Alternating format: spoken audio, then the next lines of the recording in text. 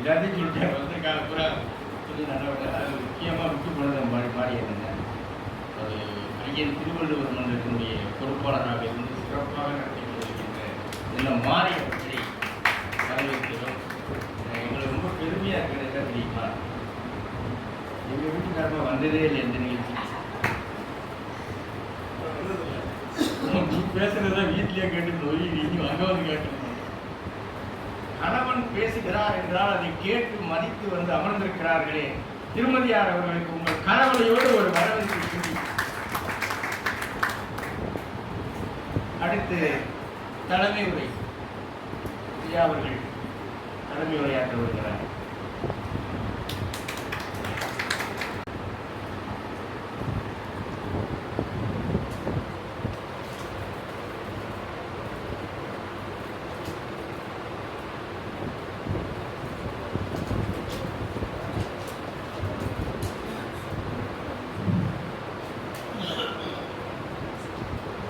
மிக சிறப்பாக தொடங்கியிருக்கிற உலக திருக்குறள் பேரவையின் திருக்குறள் அனுபவம் சிறப்பு நிகழ்ச்சி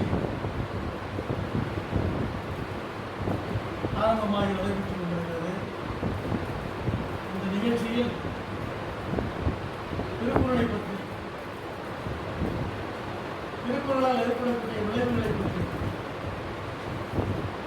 எப்படி துன்பங்களை தாங்கிக் கொள்ள வேண்டும் என்பது பற்றியெல்லாம் சில கருத்துக்கள் இருக்கின்றன. தலைமுறையில் இழந்து பேசுவோம், எல்லாம் வரவேற்புறையிலேயே எல்லாம் சொல்லிவிட்டாரு. தலைமுறையில் திருக்குறளை பற்றி தான் சொல்ல முடியும். ஆக ஒரு நாட்டினுடைய உயர்வையும் தாழ்வையும் நாகரிகத்தையும் கலை பண்பையும் மன வளர்ச்சியையும் குணநிலவையும் விருப்பு வெறுப்புகளையும் எடுத்து காட்டுவது நம் நாட்டு இலக்கியங்கள்.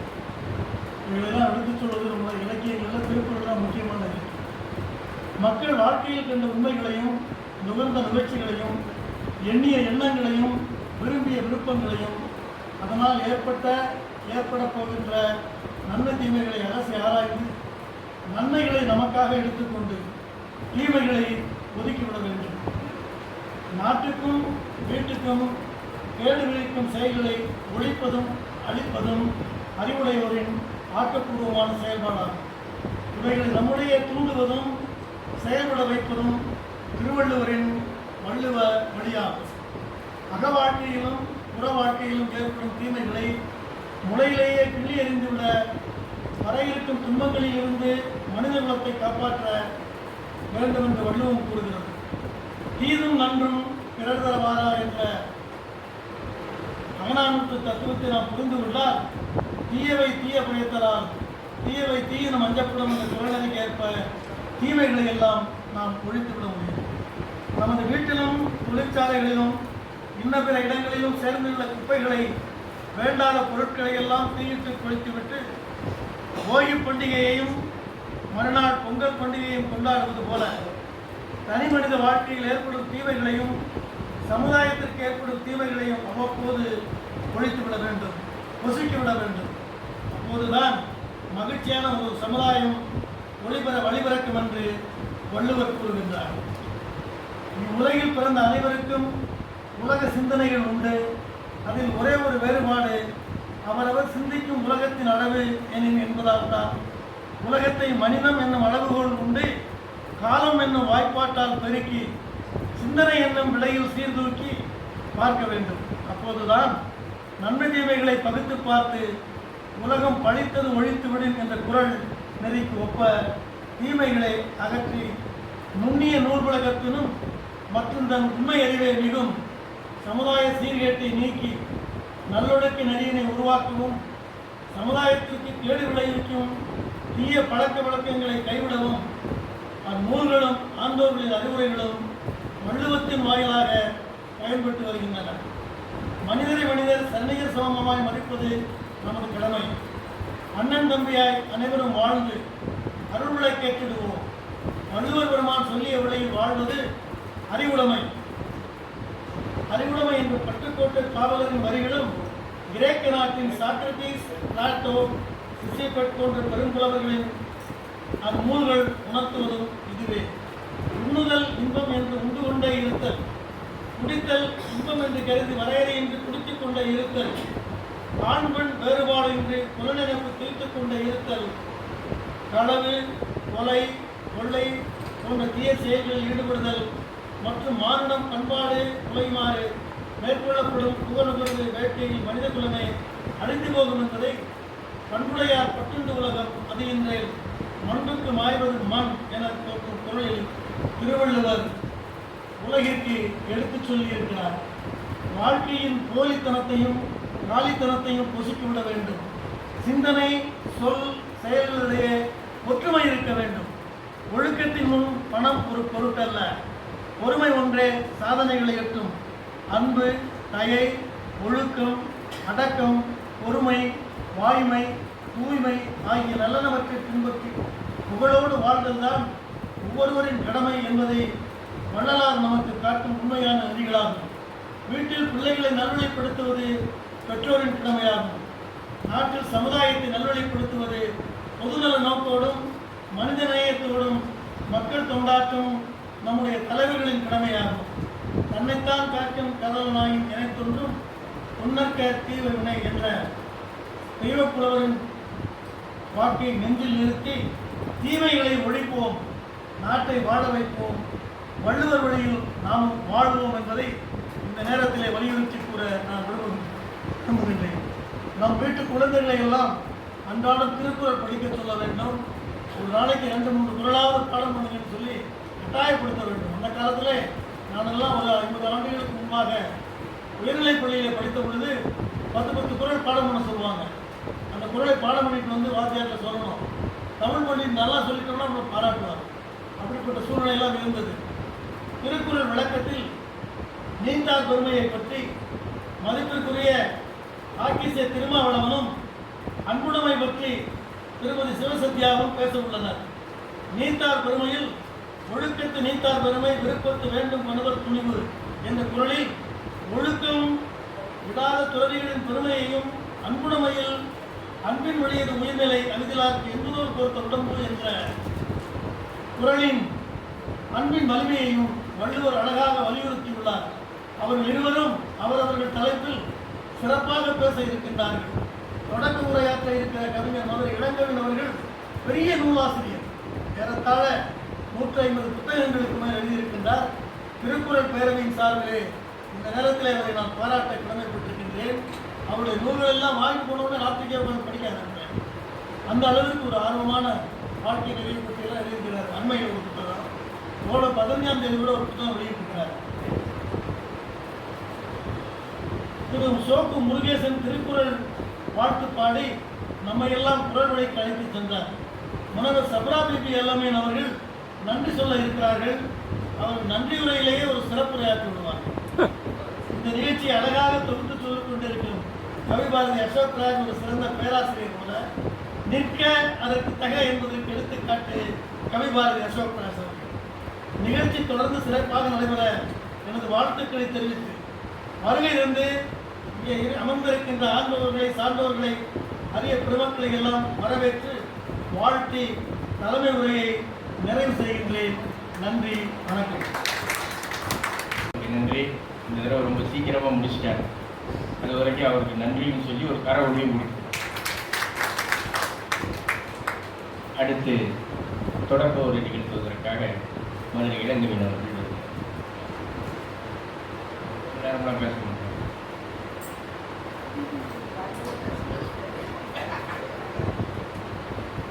இந்த நிகழ்ச்சிக்கு தலைமையேற்றிருக்கிற தலைவர் கவிஞர் கருப்பியா அவர்களே, இங்கே பேச இருக்கின்ற திருமாவளவன் மற்றும்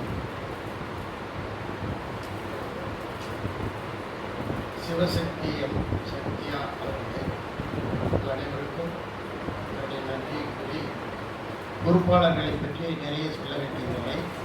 ஏனென்றால் வரவேற்புரையில் சொல்லிவிட்டார்கள். அதையே திரும்ப திரும்ப சொல்வதில் பிரயோஜனம் இல்லை. தொடக்க உரை என்று போட்டிருக்கிறதுனால நான் ஏதாவது கொஞ்சமாக சொல்ல வேண்டும். அவர் சுருக்கமாக பேசிவிடுவார் என்று சொல்லி கொடுத்திருக்கிறார். அனைவருமே சுருக்கமாகத்தான் பேசுவது. இருந்தாலும் தொடக்க உரை என்பதாலே ஒரு சில செய்திகளை சொல்ல ஆசைப்படுகிறேன். நீங்கள் வீரமாமுனிவர் எழுதிய தேம்பாவளியை பற்றி படித்திருப்பீர்கள். நிறைய பேர் படித்திருக்க முடியாது, சிலர் படித்திருக்கலாம். அது 3 காண்டங்களை கொண்டது. 12 படலங்களாக 3 காண்டங்கள், மொத்தம் 36 படலங்கள் இருக்கும். 3615 பாடல்களை கொண்டது. வீரமாமுனிவர் இத்தாலியிலே பிறந்தவர். அவருடைய பெயர் பெஸ்கி. இன்றைக்கு இருக்கிற பக்கத்தில் இருக்கிற ஜெபமாலை ஆலயத்தில் 1605 முதல் 1607 வரை இங்கே இருந்தவர். அவர் அந்த மரியாளுக்கு சேலையெல்லாம் காட்டி அழகு பார்த்த ஒரு மிகப்பெரிய தமிழ் புலவர் கவிஞர். அவர் திருக்குறளை அறத்துப்பாலையும் பொருட்பாலையுமே லத்தீனில் மொழிபெயர்த்தார். ஜீவு போப்புக்கு முன்னாடியே அவர்தான் முதலிலே லத்தீன் மொழியிலே மொழிபெயர்த்தார். காரணம் என்னவென்று சொன்னால் 16ஆம் நூற்றாண்டிலே உலக அளவிலே இலக்கியம் நிறைந்த மொழியாக விளங்கியது லத்தீன் மொழி. எனவே அவர் இத்தாலியில் இருந்து வந்தவர். அவர் லத்தீனிலே மொழிபெயர்த்தார். அதிலே அந்த காப்பியத்திலே தேவாமியிலே படித்தால் ஏகப்பட்ட திருக்குறள் வரும். திருக்குறள் கருத்துக்களை எல்லாம் அவர் சொல்லியிருப்பார். அதிலே ஒரு பாடலை மட்டும் நான் சொல்ல ஆசைப்படுகிறேன். வள்ளுவர் சொல்லுவார், உருபசியும் ஓவாப்பினியும் செருவகையும் சேராது இயல்வது நாடு.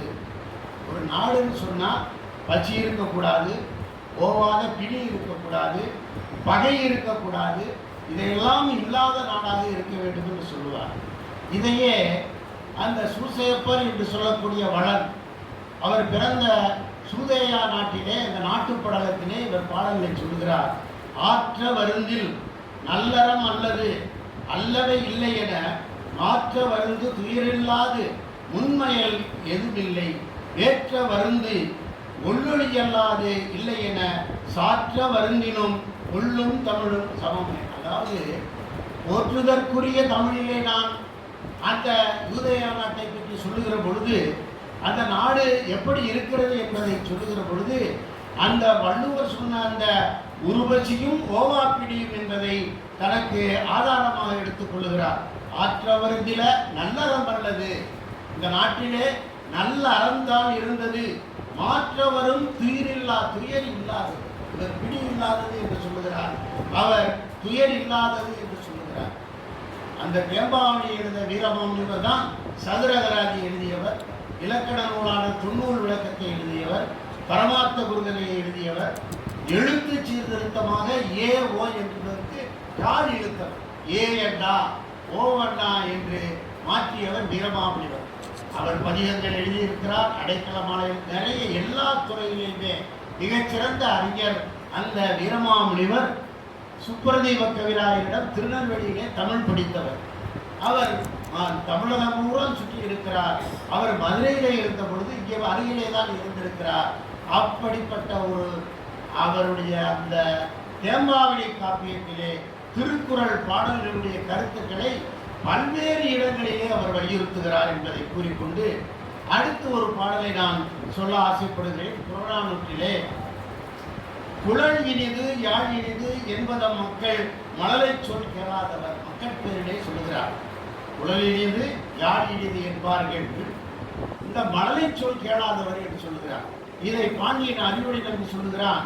படைப்பு படைபடுத்து பலரோடு உண்ணும் உடைப்பெரு செல்வராயினும் இடைப்பட குறு குறு நடந்து சிறுகை நீட்டி இட்டும் தொட்டும் கவியும் தொடர்ந்தும் நெய்யுடை அடிசில் மெய்யட விதிர்த்து மயக்குறு மக்களை உள்ளோர்க்கு பயக்குறை இல்லை தாம் வாழும் நாளே என்று சொல்கிறார்.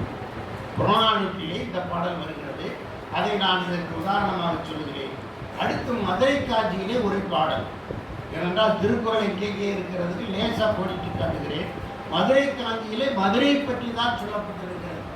மதுரை நகருடைய வளம், மதுரை நகரிலே இருக்கிற அறநிலைகள் எல்லாத்தையும் சொல்லுகிற பொழுது, சமன் செய்து சீர்தூக்கும் கோல் போல் அமைந்தொருவால் கோடாமை சான்றோர்க்கு அணி என்று நடுநிலையை பற்றி நம்முடைய வள்ளுவர் சொல்கிறார். இதை மதுரை காஞ்சியிலே, மதுரை காஞ்சி என்பது 782 பாடல்களை கொண்டது. அதிலே 490வது பாடலிலே அவர் சொல்லுகிறார். 10 பாட்டிலே அது ஒன்று. மதுரை காஞ்சி மதுரை பற்றி சொல்வது. அச்சமும் அவலமும் ஆர்வமும் நீக்கி சிற்றமும் உவகையும் செய்யாது காத்து யமன்கோல் அன்னை சம்மைத்து ஆகிய சிறந்த கொள்கை அறங்கூறு அவையாகும். மதுரையிலே அப்படிப்பட்ட நீதி வழங்குகிற அரங்கூர் அவை இருந்திருக்கிறது என்பதை இந்த மதுரை காஞ்சியிலே சொல்லுகிறார். அவர் இந்த வள்ளுவருடைய பாடலைத்தான் அந்த கருத்தின் மூலமாக சொல்லுகிறார். இன்னும் ஒரே ஒரு பாடலை சொல்லி முடித்துக் கொள்கிறேன். ஒரிவாயில் ஐந்தவித்தான் உயிர் ஒழுக்க நெறி நின்றார் நீடு வாழ்வார்.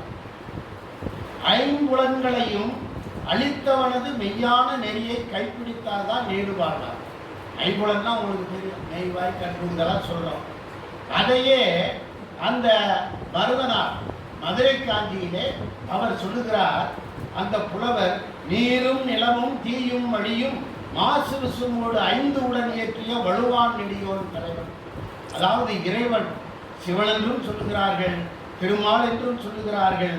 அந்த படைத்தவனை பற்றி 5 உலக்களை எப்படி அடக்கி ஆள வேண்டும் என்று வள்ளுவர் சொல்லுகிறாரோ, இவர் 5 நிலம் நீர் தீ காற்று ஆகாயத்தை பற்றி சொல்லுகிறார்.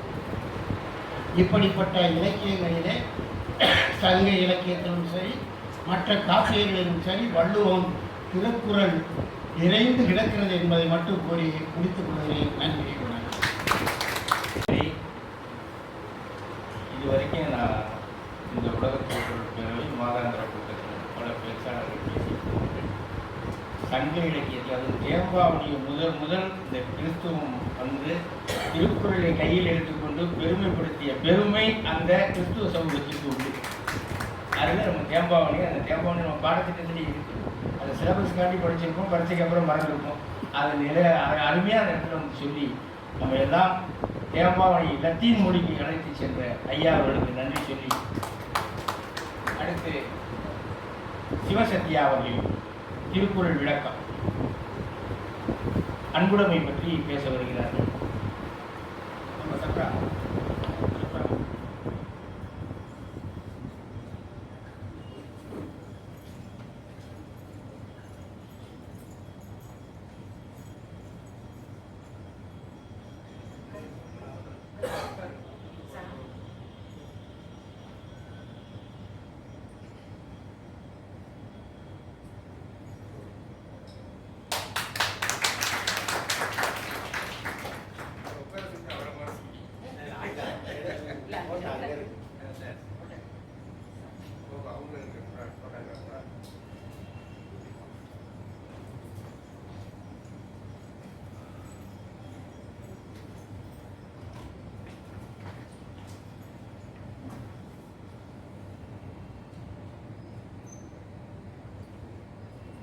வள்ளுவன் தன்னை உலகினுக்கே தந்து வான்புகழ் கொண்ட தமிழ்நாடு என்று பாட்டுக்கொரு புலவர் பாரதி வள்ளுவரை மிக பெருமையாக போற்றியுள்ளார். இந்த அற்புதமான வேளையிலே உலக திருக்குறள் பேரவை முன்னெடுத்து செல்லக்கூடிய இந்த திருக்குறள் சிந்தனைகள், அந்த சிந்தனையிலே அற்புதமான தலைப்பை கொடுத்திருக்கிறார்கள். அன்புடைமை என்ற தலைப்பு. உண்மையிலே வள்ளுவர் ஒரு வாழும் வழிகாட்டி. எல்லா காலத்திற்கும் எல்லா நாட்டினராலும் எல்லா மதத்தினராலும் எல்லா மொழியினராலும் பின்பற்றக்கூடிய அற்புதமான அறநூலை தந்த வள்ளுவர். வள்ளுவருடைய இந்த திருக்குறளானது எல்லோருக்குமே பயன்படக்கூடிய வகையிலே பொதுமறையாகவும் அறநூல்களை குழந்தை செல்வங்கள்ல இருந்து பெரியவர்கள் வரை அத்துணை பேருக்கும் பயன்படக்கூடிய ஒரு அற்புதமான நூல் என்னவென்றால் அது நம்முடைய திருக்குறள். அந்த திருக்குறளின் சிந்தனைகளை உலகெங்கும் எடுத்துக்கொண்டிருக்கக்கூடிய நம்முடைய உலக திருக்குறள் பேரவைக்கு உண்மையிலே நாம் நன்றி சொல்லியாக வேண்டும்.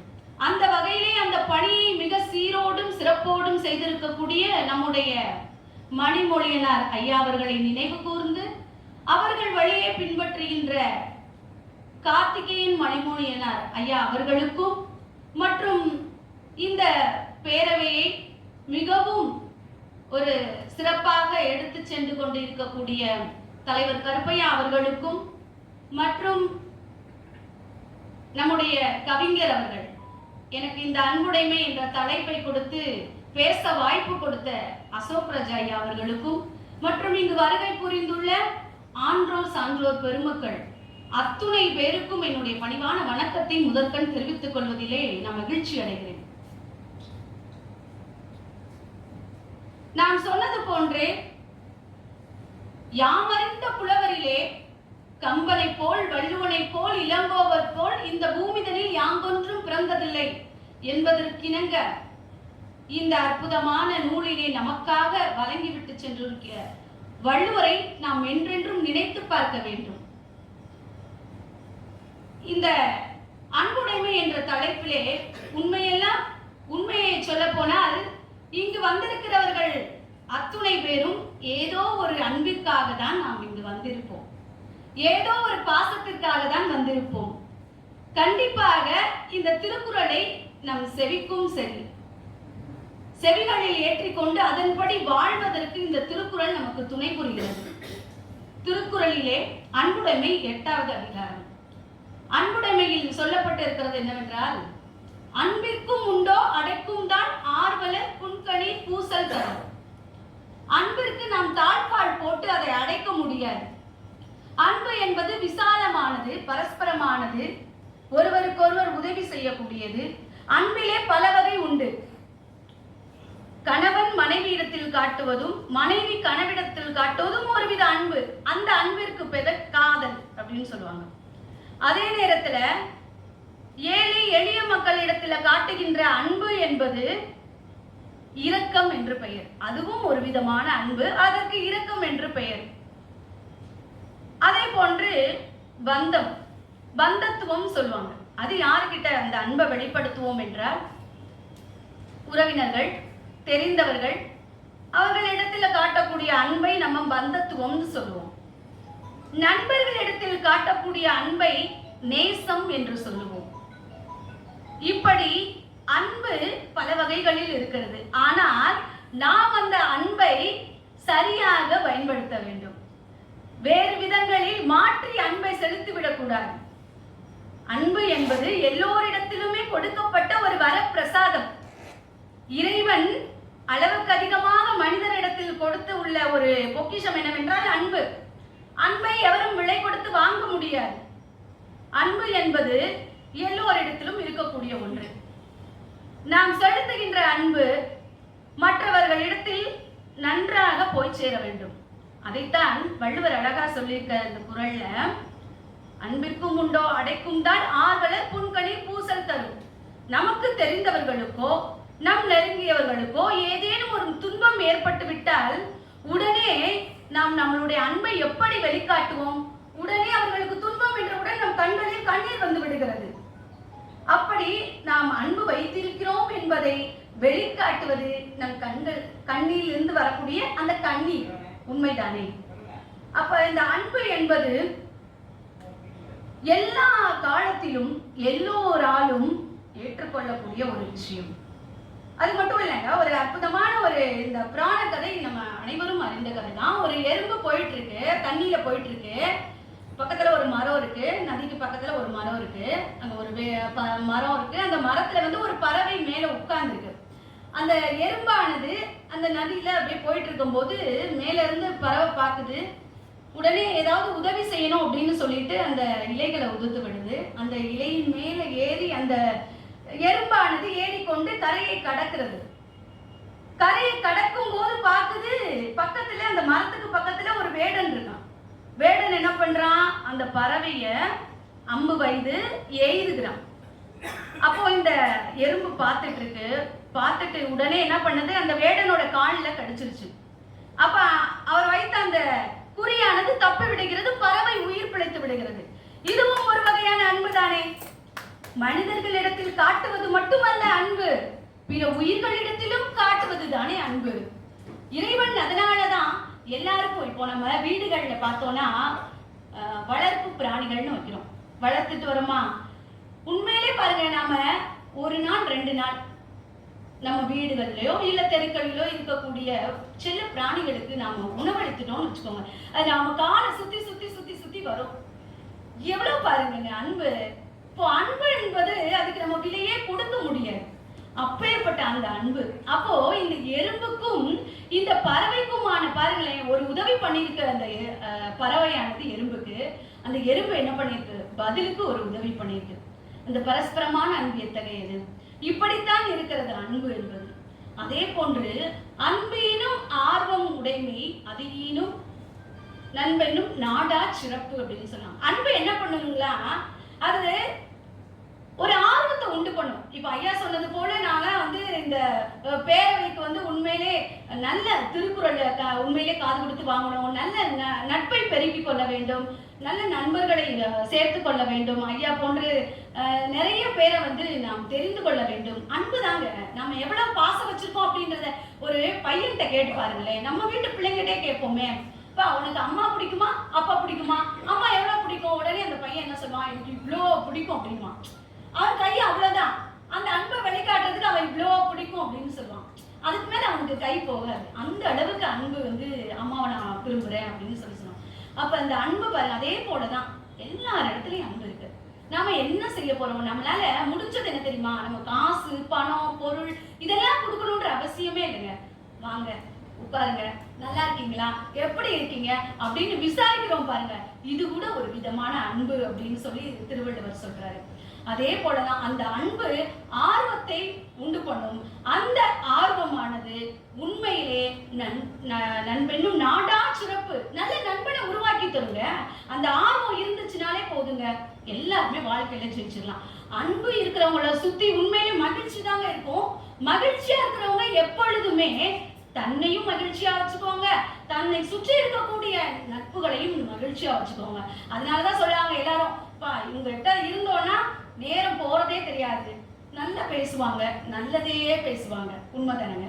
இப்போ அன்பு என்பது இப்படித்தான் போய்கொண்டு இருக்கிறது. அததான் நம்ம ஒரு அழகான ஒரு கதையில சொல்லணும்னா, கிருஷ்ணர் குசேலரோட கதையை எடுத்துக்கொண்டோம்னா, இருவரும் பாலிய நண்பர்கள், பள்ளி பருவத்திலே பாலிய நண்பர்கள். உண்மையிலே கிருஷ்ணர் வசதியில உண்மையிலே நல்லா இருக்காரு, ஆனா குசேலர் வறுமையில இருக்காரு. அப்ப குசேலருக்கு திருமணம் ஆனதுக்கு அப்புறம் அவங்க மனைவி சொல்றாங்க, எங்க உங்க நண்பர் பாலிய நண்பர் நல்ல நிலைமையில இருக்காங்க, நம்மளோட நிலைமையை நீங்க எடுத்து சொல்லி அவரிடத்துல ஏதாவது ஒரு உதவியை கேட்டு வாங்குங்க அப்படின்னு சொல்றாரு. இவரும் மனைவி என்ன பண்றாங்க, கிருஷ்ணரை பாக்குறதுக்காக ஒரு பொட்டணத்தை கொடுத்து, இதை போய் கொடுத்துட்டு நீங்க சொல்லிட்டு வாங்க அப்படிங்கிறாங்க. குசேலரும் போறாங்க, தன்னுடைய பாலிய நண்பரை பாக்குறாங்க, பேசுறாங்க, எல்லாம் பகிர்ந்துக்கிறாங்க. ஆனா தான் உதவி கேட்டு வருவதாக அவரிடத்தில் கேட்கவே இல்லை. கிருஷ்ணர் என்ன பண்றாரு, யோசிச்சாரு. சரி, இவர் எதுவுமே சொல்லாம வீட்டுக்கு வந்துட்டார். அவர் வீட்டுக்கு வருவதற்கு முன்னாலேயே அவருக்கு தேவையான அனைத்தையும் கிருஷ்ணர் செஞ்சாரு. ஏன்னா தன்னுடைய நண்பன் வாய் திறந்து எதுவுமே கேட்கல, எனக்கு இது வேணும் அது வேணும்னு கேட்கல. அப்ப அந்த அன்பு பாருங்களேன், கிருஷ்ணருக்கும் அந்த குசேலருக்கும் இருந்த அன்பு எப்பேற்பட்ட அன்பு, அததான் அழகா சொல்றாங்க. அதே போல என்பிலதனை வெயில் போல காயுமே அப்படின்னு அழகா சொல்லியிருக்காங்க. இப்போ நல்லா யோசித்து பார்த்தோம்னு வச்சுக்கோங்க, அன்பு இருக்கிறவங்ககிட்ட எல்லாமே இருக்கும். அன்பு இருக்கிறவங்ககிட்ட நீங்க கேட்கலாம், எல்லாமே இருக்கும்னு சொல்றீங்களே எப்படி அப்படின்னு. அன்பிலார் எல்லாம் தமக்குரியர் அன்புடையார் என்பம் உரியர் பிறருக்குன்னு இருக்காங்க. அன்பு இல்லாதவங்க என்ன பண்ணுவாங்கன்னா, எல்லாம் தமக்கு தான், அது வேணும் இது வேணும்னு எல்லாம் தமக்கு தான் சொல்லுவாங்க. ஆனா அன்புடையர் என்பும் உரியர் பிறருக்கு, எதுவா இருந்தாலும் சரி அடுத்தவங்களுக்கு கொடுத்து நாம மகிழ்ச்சி அடையணும் அப்படின்னு நினைக்கிறவங்க. அப்போ ஒரு குழந்தை வீட்டுல இருக்குன்னு வச்சுக்கோங்களேன், அப்பா அம்மா ஏதாவது ஒரு பொருளை வாங்கிட்டு கொடுக்குறாங்க. 2-3 குழந்தைங்க இருக்காங்க.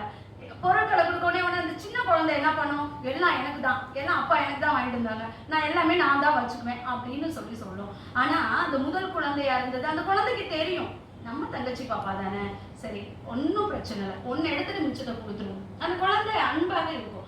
அப்போ என்ன பண்ணிடுது, அந்த குழந்தைக்கு தெரியுது அன்பு என்ன, நம்ம விட்டு கொடுத்து போவோம் அப்படின்னு. அதே போலதாங்க அன்பிலார் எல்லாம் தமக்குரியர் அப்படின்னு நினைச்சாலும் அன்புடையவர் எல்லாத்தையும் பகிர்ந்து கொள்ளக்கூடியவர். இப்படிதான் வள்ளுவரானவர் எல்லாருக்குமே எல்லா காலத்திற்கும் பொருந்தக்கூடிய சிந்தனைகளை இந்த மண்ணில் விதைத்து விட்டு சென்றிருக்கிறார். இன்னும் எவ்வளவோ அதிகாரங்கள் இருக்கிறது, எவ்வளவோ குரட்பாக்கள் இருக்கிறது, அத்தனையுமே நம்மளுடைய வாழ்க்கையை நெறிப்படுத்துவதாக அமைந்துள்ளது. 2 அடியில் உலகத்தை அளந்தவர் வள்ளுவர். 3 அடியில் உலகத்தை அளந்தவர் விஷ்ணு இல்லையா? அப்ப பாருங்க, இந்த அன்பு பரிசுத்தமானது. அன்பை என்ன தெரியுமா சொல்லுவாங்க? கடலை காட்டிலும் ஆழமானது அப்படின்னுவாங்க. இந்த நிலத்தை காட்டிலும் பெரியது, இந்த வானை காட்டிலும் உயர்ந்தது அப்படின்னு சொல்றாங்க. அத்தகைய அன்பு எல்லோரிடத்திலும் இருக்கிறது. அதே போல பார்த்தோம் அப்படின்னா, இந்த உலகத்துல நாம சொன்னது போன்றே ஒரு 2 ஆண் பெண் இருவர் இருக்கிறாங்க. அதுல அந்த நட்பாக பழகி வராங்க. அதுல அந்த பெண்ணுக்கு வந்து கண்ணு தெரியல. இருவரும் நண்பராக பழகிட்டு இருக்காங்க. அந்த பெண்ணுக்கு கண்ணு தெரியல. ஆண் நண்பர் உதவி பண்றாரு. அப்ப அந்த பெண் என்ன சொல்றாங்க அப்படின்னா, நான் வந்து உங்களை திருமணம் செய்து கொள்ள வேண்டும் என்று ஆசைப்படுகிறேன் அப்படின்னு சொல்றாங்க. சரி அப்படியா? உடனே இவர் என்ன பண்றாரு, கண்ணு இல்ல, நம்ம என்ன பண்ணுவோம், ஏதாவது ஒரு வகையில அவங்களுக்கு உதவி பண்ணணும். உனக்கு கண்ணு தெரிஞ்சா உண்மையிலே நீ சந்தோஷப்படுவியா அப்படின்னு கேட்கிறாரு. கண்டிப்பாக நான் சந்தோஷப்படுவேன், முதல்ல கண் திறந்து பார்த்ததும் உங்களைத்தான் பார்ப்பேன், உங்களை திருமணம் செய்து கொள்வேன்னு சொல்றாங்க. உடனே இந்த ஆண் நண்பர் என்ன பண்றாரு, தன்னோட கண்ணை தானமாக அந்த பெண்ணுக்கு கொடுத்து விட்டார். அப்ப அந்த பெண்ணுக்கு கண் வந்துருச்சு. உடனே அந்த பெண் என்ன பண்றாங்க, பாக்குறாங்க, எனக்கு உதவி செய்த நபர் யாரு அப்படின்னு. நான் தான் உங்களுக்கு உதவி செஞ்சேன். அவருக்கு கண் இல்லை, உங்களை எப்படி நான் திருமணம் செய்து கொள்வது என்று உடனே கேட்கிறேன். இப்படி சொல்லவும் அவருக்கு உண்மையிலேயே அதிர்ச்சி. பிறகு அந்த பெண்ணை விட்டு தனியே விலகி விட்டார். கொஞ்ச நாள் கழிச்சு ஒரு கடிதம் எழுதுறாரு. அந்த கடிதத்துல என்ன தெரியுமா சொல்றாரு, என்னை விட்டு விட்டீர்கள், என் கண்களையாவது பத்திரமாக பார்த்து கொள்ளுங்கள் அப்படின்னு சொல்றாரு. அப்ப அந்த பெண்ணுக்கு அப்பதான் தெரியுது, அந்த கண் என்பது அவருடைய கண் என்றது அப்பொழுதுதான் தெரிகிறது. அப்ப பாருங்களேன், அன்பு என்பது இதுதான் கண்ணப்பர் செஞ்சாரு இல்லையா? தன்னுடைய கண்ணை வந்து பிடுங்கி வச்சாரு. அப்போ தன்னுடைய உடலில் உள்ள முக்கியமான பாகத்தையே கொடுக்கும் அளவிற்கு இந்த அன்பு ஆனது பரிசுத்தமாக இருக்கிறது என்றால் உண்மைதானே அன்பர்களே? அது மட்டும் கிடையாது, ஓசோ அழகா சொல்லியிருப்பாரு, ஒரு தோட்டத்துல பூக்கள் நிறைய பூத்திருக்கும். அந்த பூக்களை நம்ம பார்த்தோம்னா அது என்ன பண்ணுவோம், பெண்களா இருந்தா உடனே என்ன பண்ணுவோம், அதை பறிச்சு தன்னோட கூந்தல் வச்சுக்கணும்னு நினைப்போம். ஆண்களா இருந்தா என்ன பண்ணுவோம், அது சரி நம்ம பூக்குது, பூத்து அழகா பார்ப்போம் அப்படின்ட்டு சாமி படத்துக்கு எடுத்து வைப்போம். இப்படி அந்த பூக்களை பறிப்பது ஒரு வழக்கம். அந்த அன்பு நம்ம தினந்தோறும் என்ன பண்றோம், அந்த மரத்துக்கு அந்த செடிகளுக்கு அன்பாக நீர் ஊற்றி அதை பராமரித்து நம்ம பாதுகாத்து வரோம். ஒரு பூ வந்த உடனே நம்ம மனசுல ஒரு பூ பூக்கும் இல்லையா? அந்த பூ வந்து உண்மையிலே நம்ம எல்லோருக்குமே ஒரு ஆச்சரியமான விஷயம் தான். அப்படி அந்த பூவை நம்ம பறிக்காம விட்டுட்டோம்னு வச்சுக்கோங்களேன், அதுல மீண்டும் பூ வருமா? அதே செடியில அந்த பூவை நம்ம பறிக்கலன்னு வச்சுக்கோங்க, வராது. ஆனா நீங்க அந்த பூவை, அந்த பூத்த உள்ள பூவை எல்லாம் பறிச்சுட்டீங்கன்னு வச்சுக்கோங்களேன், உடனே அதுல மேற்கொண்டு நிறைய பூக்கள் வரும். இதுதாங்க அன்பு. அதெல்லாம் அழகா சொல்லியிருப்பாரு. ஒரு மாணவன் என்ன பண்றாரு அப்படின்னா, தன்னுடைய ஆசிரியர் வகுப்புல பாடம் நடத்திக்கிட்டு இருக்காரு. அப்போ கேட்கிறாரு, அன்பு எப்படிப்பட்டது, அன்பை வந்து நீங்க நம்ம எப்படி புரிந்து கொள்ளலாம் அப்படின்றதுக்கு அந்த ஆசிரியர் சொல்றாரு, அன்பை நீ புரிந்து கொள்ள வேண்டுமானால் அன்பு என்பது கிடைக்கிற இடத்துல நாம வந்து பெற்றுக்கொள்ளணும். இங்க கூட நம்ம கிடைச்சிருக்கு, அந்த அன்பை விட்டுட்டு அங்கதான் நமக்கு வேணும் அப்படின்றது கிடையாதுங்க. அததான் அந்த ஆசிரியர் சொன்னாரு, நீ போய் மைதானத்துல என்ன பண்ண, ஒரு அழகான புல்லை பறிச்சுட்டு வா அப்படின்னு சொல்றாரு. அந்த மாணவன் என்ன பண்றான், புல்ல தேடி போறான். போனோடனையும் ஒரு புல் இருக்கு, அந்த புல்ல பறிக்கலாமா வேண்டாமான்னு யோசனை பண்றான். யோசனை பண்ணிட்டு அந்த அழகான புல்ல விட்டுட்டு அதுல ஒரு கண்டிஷன் சொல்றாரு அந்த ஆசிரியர். என்ன அப்படின்னா, பூவை பார்த்துட்டு அடுத்த அந்த புல்லை பார்த்துட்டு அடுத்து நீங்க வேற ஒரு புல்லை பார்க்க போறீங்க அப்படின்னா திரும்பி மறுதடவை அந்த இடத்துக்கு வரக்கூடாதுன்ற ஒரு கண்டிஷனை மட்டும் சொல்றாரு. உடனே இந்த மாணவன் என்ன பண்றாரு பாக்குறான், இதை விட அழகான புல்லு கிடைக்குமா அப்படின்னு சொல்லி மற்றொரு இடத்துக்கு போறான். அங்க அந்த புல்லு கொஞ்சம் சற்று நெளிந்து வளைந்து அந்த மாதிரி இருக்கு, இந்த புல்லு சரியா இருக்கு, இதை விட இன்னும் கொஞ்சம் தள்ளி போய் பார்ப்போம்னு புல்ல பாக்குறான், அதுவும் கொஞ்சம் பரவாயில்லாம தான் இருக்கு. அப்படி சுற்றி சுற்றி வரும்போது கடைசியில் அந்த மாணவன் அந்த புல்லை பறிக்கவே இல்லை. ஆசிரியரிடம் வந்து கேட்கிறான், ஆசிரியர் அவர்களே, இந்த புல்லை நான் பறிக்கல, இதை விட அழகா கிடைக்கும், இதை விட அழகா கிடைக்கும் அப்படின்னு நினைச்சிட்டு நான் வந்துட்டேன். அதுதான்ப்பா நீ பண்ண தப்பு. அந்த புல் முதல்லயே உனக்கு அழகா இருந்துச்சு அப்படின்னா அது கிட்ட இருக்கும் போதே அதை நீ பறிச்சிடணும். அதை விட்டுட்டேன்னா அந்த அன்பு உனக்கு கிடைக்காம போயிடும். இதே போலதான் அன்பர்களே, அன்பு என்பது எல்லோரிடத்திலும் இருப்பது போல அந்த அன்பை நாம் வந்து சரியான விகிதத்துல எல்லோரிடத்திலும் நாம் பெற்றுக்கொள்ள வேண்டும் என்பதுதான். இப்படி அன்பை பற்றி வள்ளுவர் சொல்லாத கருத்துக்களே இல்லை. நிறைய விஷயங்களை வள்ளுவர் நம் வாழ்க்கைக்கு உதவிடும் வகையில் கருத்துக்களை வழங்கியிருக்கிறார்கள். இப்படி ஒரு நல்ல வாய்ப்பை எனக்கு ஏற்படுத்தி கொடுத்து என்னையும் பேச வைத்து அழகு பார்த்த கவிஞர் அசோக் ராஜா அவர்களுக்கு என்னுடைய நன்றியை தெரிவித்து மீண்டும் நன்றி கூர்ந்து விடைபெறுகிறேன். நன்றி மேம்.